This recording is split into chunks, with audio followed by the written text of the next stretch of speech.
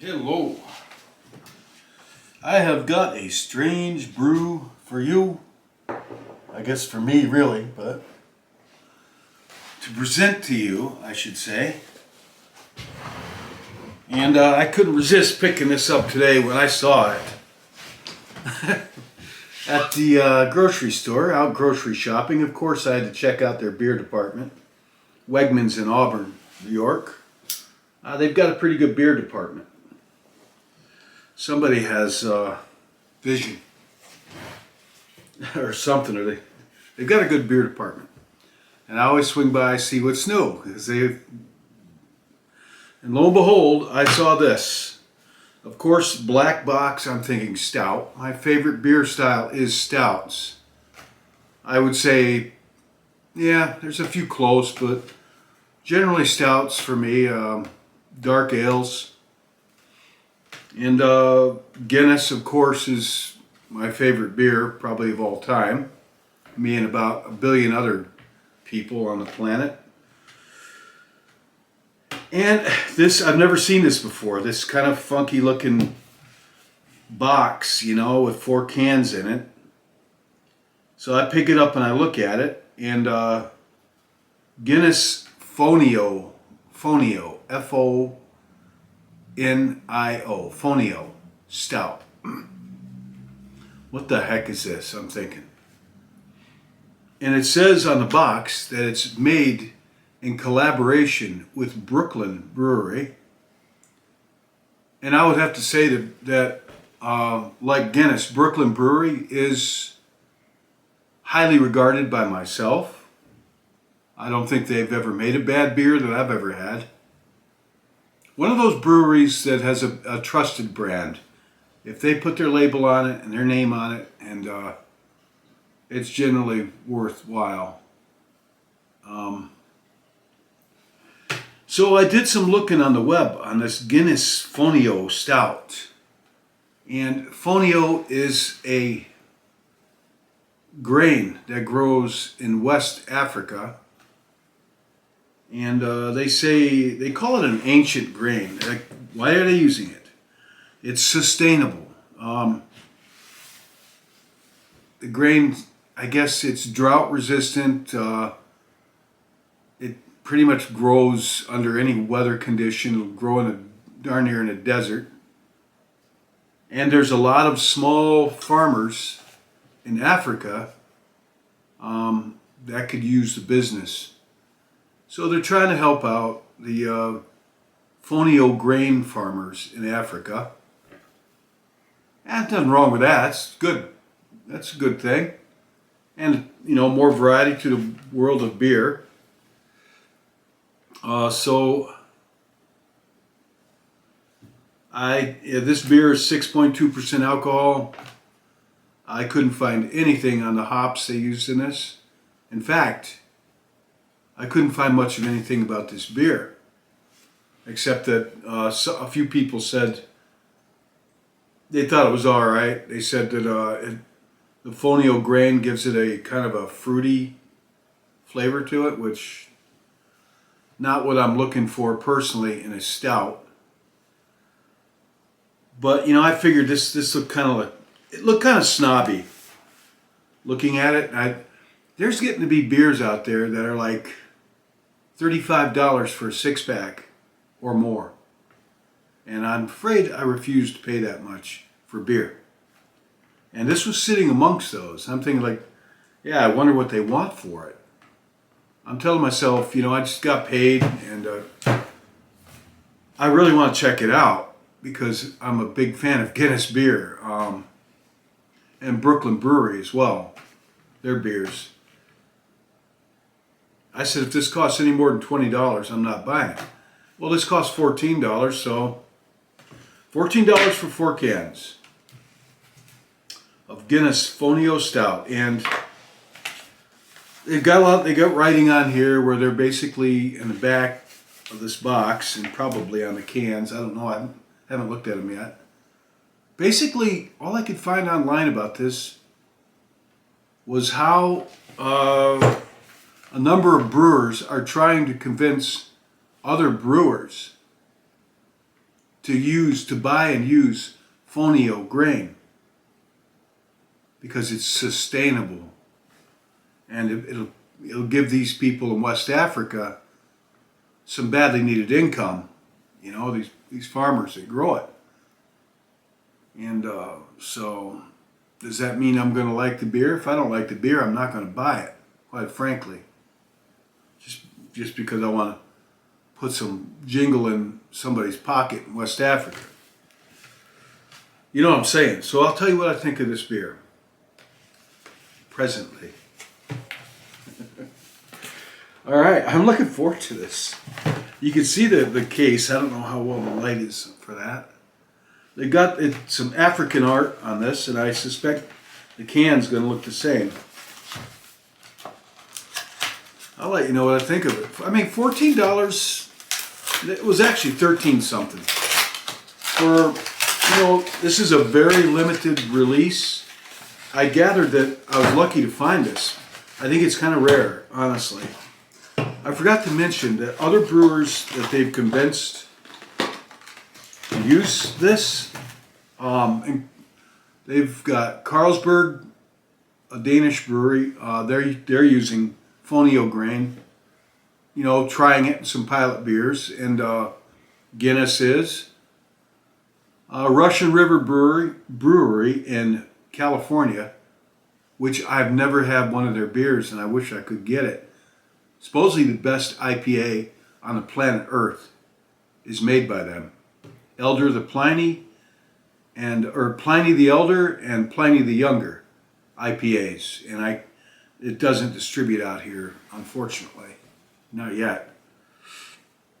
Right now it's kind of like, it's something I would like to get my hands on, a bottle of that, try it out.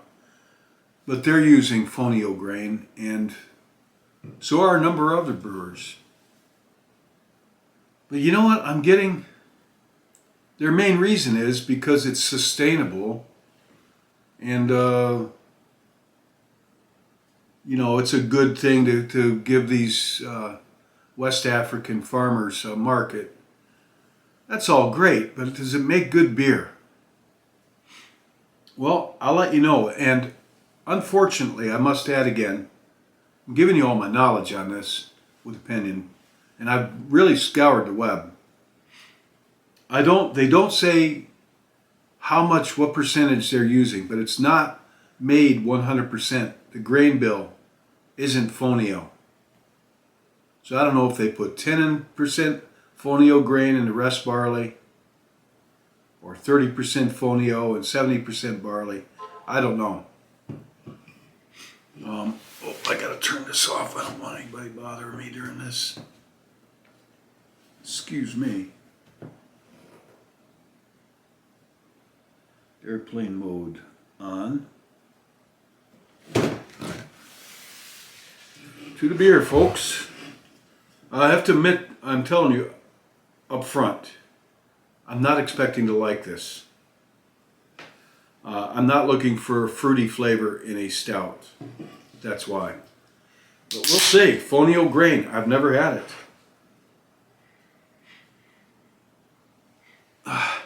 I'm still a little plugged up. I'm getting better gradually. I'm going to tell you something else not related to this.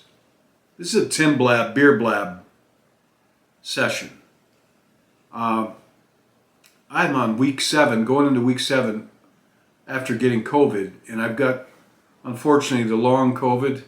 It's taken a long, this just doesn't go away. When I first got the COVID, I got better in 5 days from that. Then this set in. It gets better gradually. If you ever come down with the long version, it takes some time. So my sniffer isn't 100% yet. Though I did not lose my smell or taste with this, and fortunately. So it's just I'm a little plugged up, that's all. Just a little. And I can smell this, and I smell, smells, I don't know, how would you describe that? Kind of,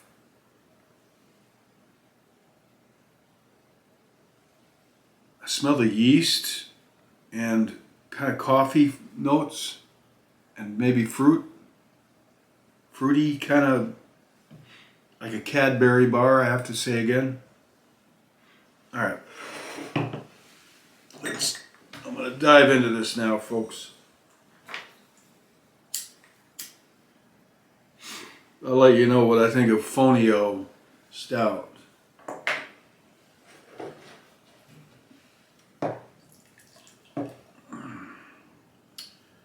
Well, now,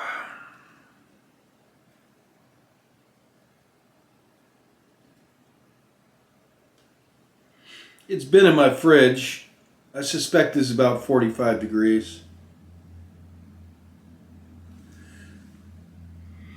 Yeah, it smells kind of chocolatey, fruity, like a Cadbury bar with fruit. That's the best I can tell you. There's the color.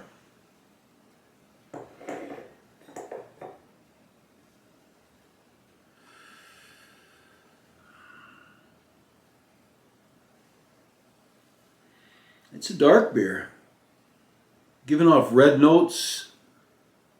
Now, I've seen some of these that when you shine the candle through it, it comes through purple.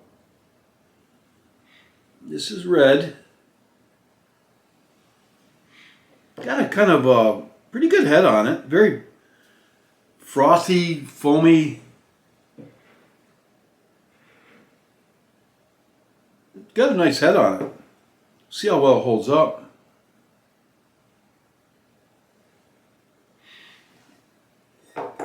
Well, to the taste.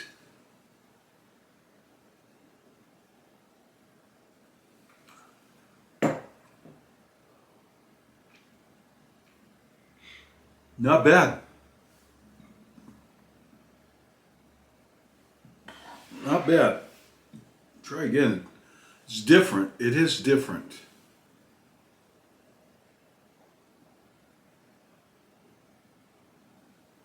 Oh.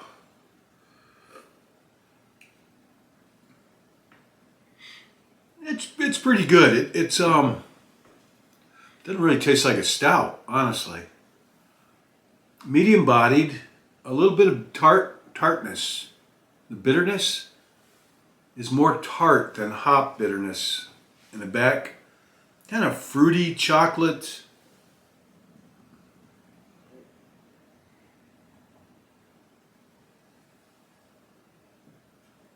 Smooth. It's not bad.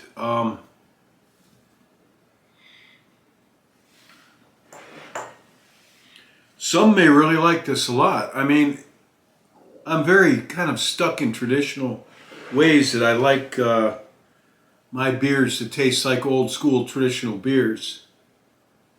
And Fonio is a new grain with a funny name. Fonio, yo. Right? You could have some fun with that one. And no, I haven't had any beers or anything yet. It's just me. No beer buzz on this yet.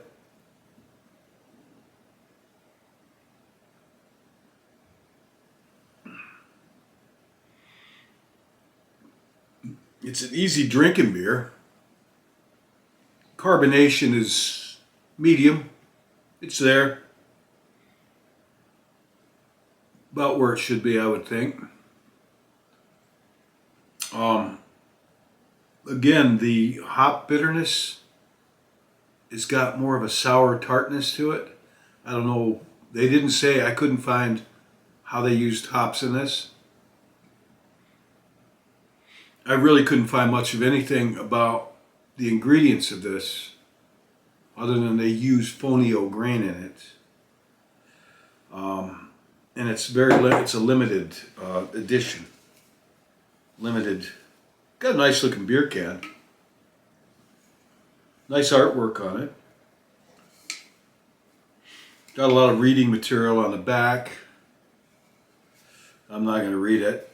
I think I did read it early on the back of the box, and it's pretty much everything I've told you. It's about the grain and how it's a collaboration between this one, Guinness, and Brooklyn and Brewing, and goes on about how it's an ancient grain. It's 5,000 years old, drought resistant, very hardy, easy to grow, and grown in West Africa by thousands of small farms, and they could really use the market. So God bless them. I'll tell you again what I think of this when I get to the bottom of this mug.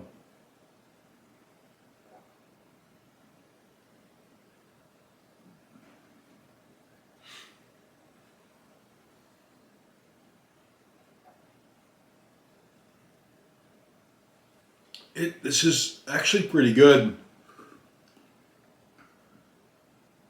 It's pretty good. It's an easy drinking beer. It's smooth,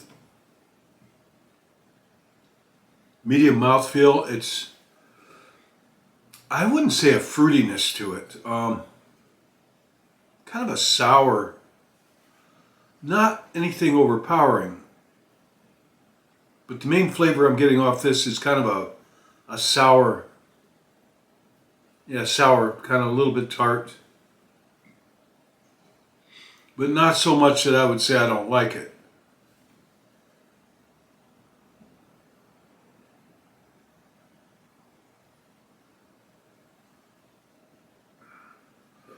I would say that I like this beer. I would say it's pretty good. And I would definitely be willing to drink other beers with this grain in it.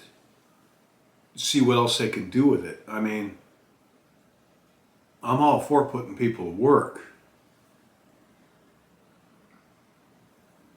And it is grain. I mean, it is a grain. And I like beers with grain in it, namely barley. But oats and rye malt and wheat malt are acceptable to me, as is rice. And Fonio is just another grain. Now, I really, personally, myself, don't like beers that have stuff like pomegranates, blueberries, grapefruit. No thanks. Pumpkin ales is an exception.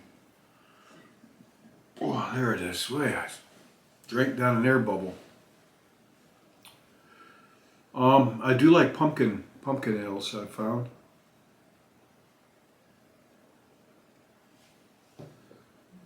But generally speaking, I like my beers just brewed in the old Reinheitsgebot. The German purity law of 15 something. That states, put it into a law in Germany in the 1500s, that you can only brew beer using barley, hops, and water. And you weren't allowed to put anything else in it. But honestly, I've read, a lot of people don't know this, that it wasn't really about them trying to control the beer like that. But people were putting some weird stuff in beers in the olden days. Stuff that could make you sick or even kill you. People were trying to get the new thing, and they didn't know what they were doing. They were putting some pretty weird stuff in beers to try to get a new beer. And I couldn't quote it, but I read this a couple of years ago. Some of it was dangerous. I imagine that probably is what drove the German government. It wasn't Germany then, but what we call Germany today, to write into their constitution der Reinheitsgebot, the German purity law for beer. Probably to get people to stop putting dangerous stuff in their beer and selling it to people. Now look, my last name is German, and it's a very common name in Germany. And though I'm not, I know my German ancestry is actually Swiss Bavarian, but very little actually comes from my father's side, obviously with my last name, Shank, and my great-grandfather was a Mennonite. My middle name is named after him. So, yeah, I've got, my father spoke highly of him. He said he had a Dutch accent, but it was a German accent. But he was a Mennonite, and back in the 1800s they spoke German. And I'm told that they still do, the family on that side still does speak German around the farms, and because they were Mennonites. And my great-grandfather broke away to marry an English woman, or a non-Mennonite. Her name was Sarah Carter.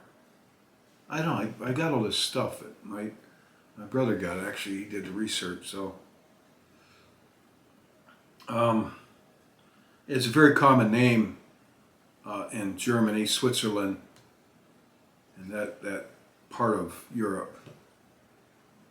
But no, I think I am mostly British, Scandinavian, British. Who cares? I care a little. I mean, I care a little bit, but what's that got to do with this beer? I forgot. I totally went down a beerblab path.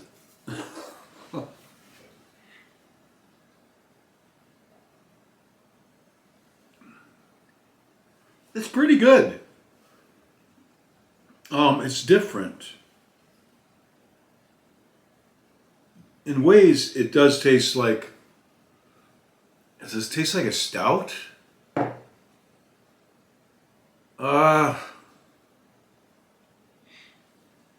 That's no. I say no. Does it taste like an ale? Yes. I guess remotely like a stout. I would say the flavor in this is not overpowering. There's not a lot of upfront flavor with this. Mostly a rather smooth sourness to this.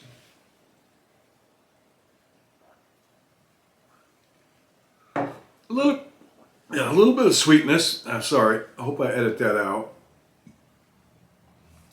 A little bit of sweetness, just a little bit, a hint.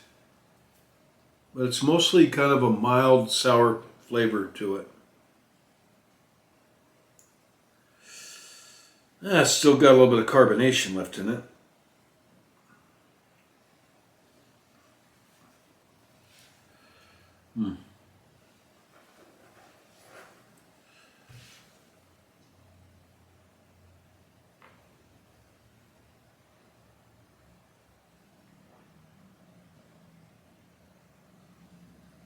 Oh. Yeah, all right. I'm almost at the bottom of this. I would have to say I do recommend this beer. I would give it out of 10 stars. It's hard. It's the first Fonio beer I've ever had. So, I mean, it's kind of hard to compare it against anything. We'll just say out of 10 stars out of a beer,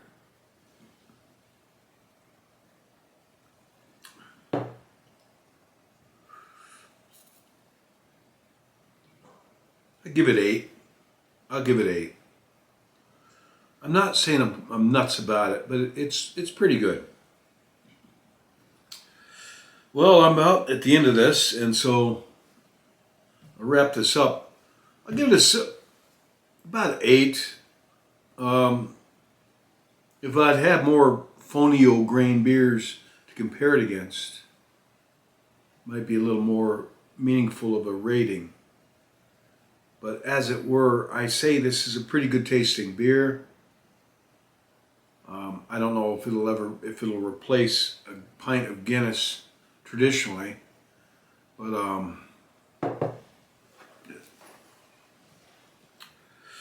well, here's the swimming with. Hold on, edit that out. Here's to swimming with bow-legged women. Well, here's to swimming with bow-legged women.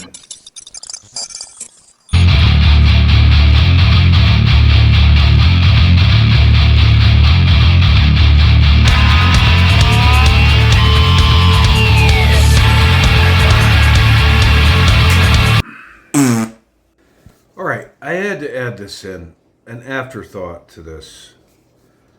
I think giving this 8 was a bit generous. I would have to revise this to give it like a 7. It is definitely drinkable, and I guess if you want to try something different, give this a shot. It's not bad beer, it's good beer. It's not great beer, it's not exceptional. In my opinion, having just finished this. Is it the next big thing in brewing beer? No. Judging by this, no. But they're going to try to push this because it's politically, I don't know, it's sustainable.